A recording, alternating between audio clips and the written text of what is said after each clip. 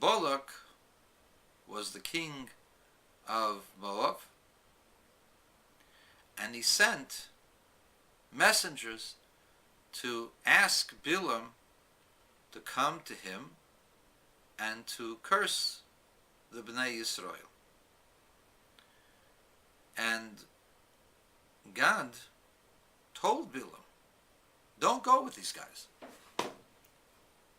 And not only shouldn't you go with these guys, don't curse the people, because the people are blessed.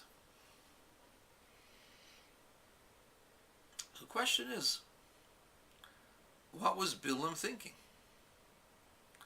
What could Bilam have been thinking if God is telling him that the people are not to be cursed, they're only to be blessed? How would he be able to transform that, if that be a reality? And you see that from the answer to that from the last part of the Torah portion.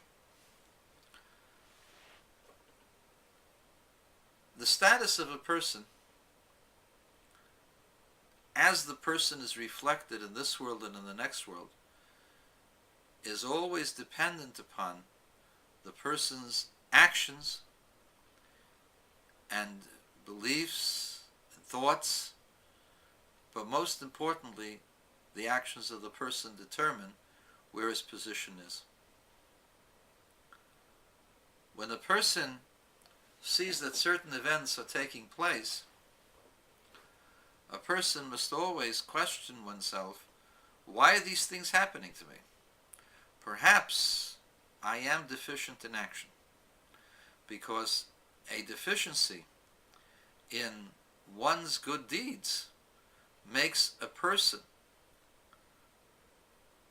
vulnerable to various kinds of punishments or attacks by enemies. Bilam knew this.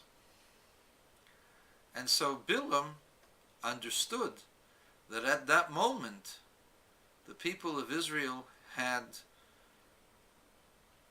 done what they needed to do. They had gone through a period of tshuva. They had sinned by the golden calf. They'd sinned at other times. But by now it's 39 plus years since then, since the beginning of the emergence of the people of Israel from Egypt. He knows that the people have done tshuva. They have changed their ways. And as a result of that, they are blessed people. But what if Bilam could show that they're just like the other Gentiles? They're just like the rest of the Goyim. At that point, you would throw the whole chosen nation question into disarray. And this same question existed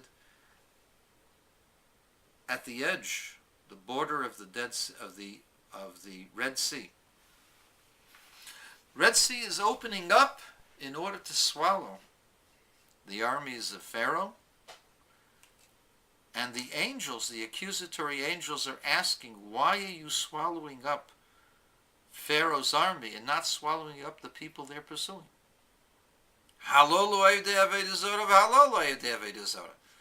These are idolaters and these are idolaters. They're just the same. Why are you making a difference between one and another? And it says that at that very moment, the people of Israel were in grave danger. Had it not been for the self-sacrifice of one man, then the whole people might have been swallowed up by the same wave that swallowed up Pharaoh's armies. Similarly, when the people started fooling around with the harlots of Moab and Midian,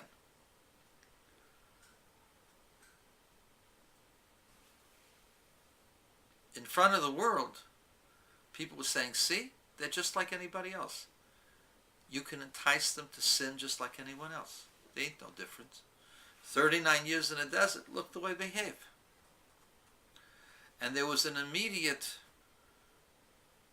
accusation in heaven upon the Jewish people, people of Israel. One man, Pinchas, stood out and stopped the outrage.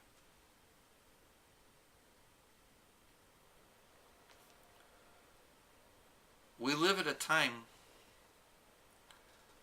where there are people who are saying the Jews are no better than us. Not only are they no better than us, they're worse than us. And as a result of that, we should be able to destroy them. And we will destroy them.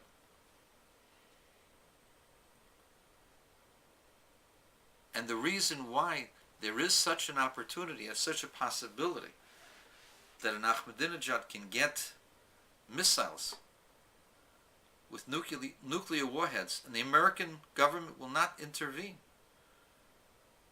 is not because Obama is such a big Russia. He might be. But that's not the reason. It's because we try to mimic the Goyim. A Rav is without a board in payas. And people in miniskirts think they know halacha and follow the laws of sneas. And in the world says, see, they behave just like anyone else. It takes, however, one person to change all of that. We have to look into ourselves. Are we ready to be a Nachshon ben Aminadav? Are we ready to be a Pinchas? What did Nachshon do? What did Pinchas do? Nachshon jumped in the sea and put his life in danger. Pinchas put his life in danger by opposing someone who did a sin publicly. They're two different acts of self-sacrifice. One personal, one in confrontation to other people. The symbol for self-sacrifice that we generally use is Nachshon ben Aminadav. Why? Because, for the most part, Torah frowns upon one Jew confronting another. However, in a time of great danger, in a time when outrageous behavior becomes the norm, it requires one person to stand up and to fight the symbol of evil. We have to reflect on that. Reflect on what its lesson really is. We only need one Nachshon ben Aminadav. We only need one Pinchas. We don't need to go ahead and critique an entire community.